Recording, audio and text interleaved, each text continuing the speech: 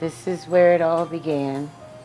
I was right here in the kitchen, sitting at this very stool and having my lunch and talking with my coworkers.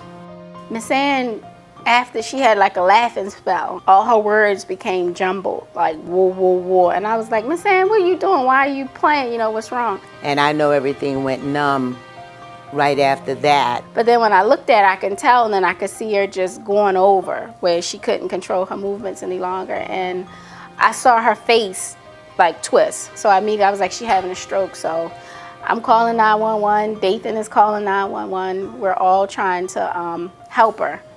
It was like 5, 10, 15 minutes to me. And everything was just going real fast.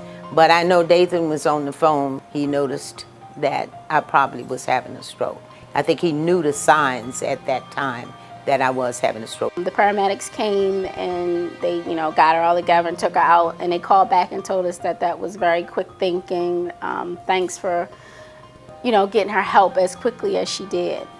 I ended up at St. Agnes, and then they took me over to University of Maryland. Immediately after I got there, they ran, I think it was 2 more tests, and then I was in surgery. When they removed the blood clot, I was on the left side of my brain.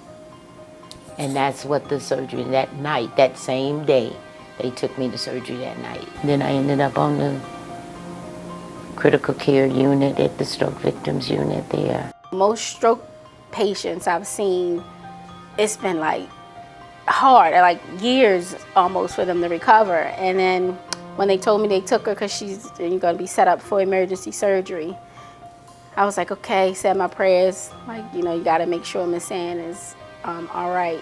So probably like 10 o'clock that night, I get a phone call from her niece, which flipped me completely out because I was like, why are they calling me? I thought something went wrong. But it was Miss Ann saying, hey, babe. And I'm like, you're talking? And then she was like, I'm fine. And then she was like, I'm ready to go home. I'm like, Miss Ann, you just had a stroke. You can't come home just yet.